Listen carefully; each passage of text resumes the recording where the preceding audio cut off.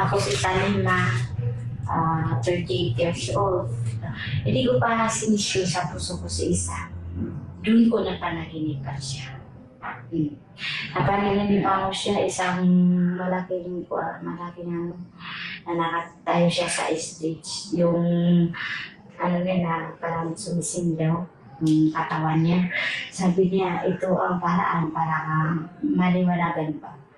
Sabi ko, sige, magsali na ako hanggang sumali na ako. Ang ganito na MVP na ako, nag-multiplayer na ako. Simulang nag-anak ka isa, lumang ang puso ko. Lahat, labot na, pati ang asawa ko, pinapatawad ko lahat ba? Lahat na may kasalanan sa akin, ngayon pag may kasalanan magsabi ka sa akin ng hindi tama, masamang salita, okay na yun. Hindi naman ako binasag eh. May kapitbahay, may talaga sa kapitbahay namin. Sabi niya sa akin, ano ang ginagawa mo siguro? Nagsisimba ka siguro, nakaalaloya ka. Yun.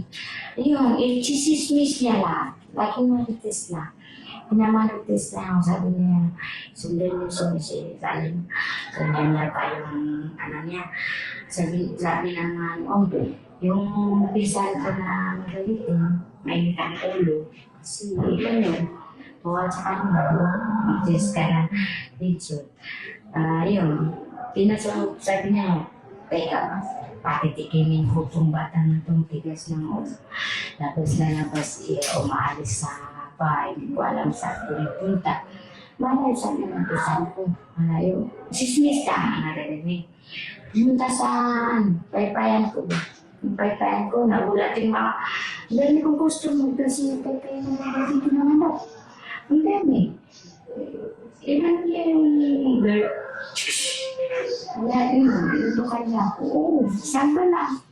Siguro maraming balay na ito ka lang. Ito sabi mo. Anong narinig ko ng sismis? Nag-aalala lang doon. Ganito ka, Christian ka, cross ka, basta ang daming sinabi. Hindi ko na alam, sige. Sabi ko, iputok mo na yan. Malit lang ang dugo na may. Masarap, pinsan mo ako. Hindi mo ako ibang tao. Dapat, observation na ako. Huwag kang maniwala sa chismis.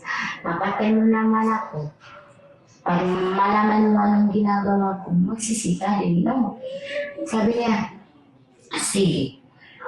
Inano niya yung ano siya sa sarili niya. Yung parang na yun, ang sinabi ko na lang sa sarili ko, sabi ko na, ikaw bala sa akin na, ikaw bala sa akin. Huwag mo na ako patay, marami akong anak pa. Yun na nararamdaman ko sa, baka naniwala ka lang pinsan ko. Kasi baka sabi na kung noong umuwi siya, na ilang ako niya sa pinasokay. Hindi ko alam. Sabi ko bukas, punta ka sa bahay, student kita. Student ko siya yung situation. Salamat sa training, sa gumagawa sa kanila, suporta sa amin. Sana hindi kayo magsawa sa pag-support sa amin. At sana supportan mo pa kayo ulit. At saka ipag-pray nyo na magpigil kami ng proteksyon sa buhay namin. Kasi kami mga MBB, na alam nyo naman na may kaaway kami sa lugar. I-free nyo yan. At saka kami na tuloy-tuloy kami sa gawa namin para kay isa naman.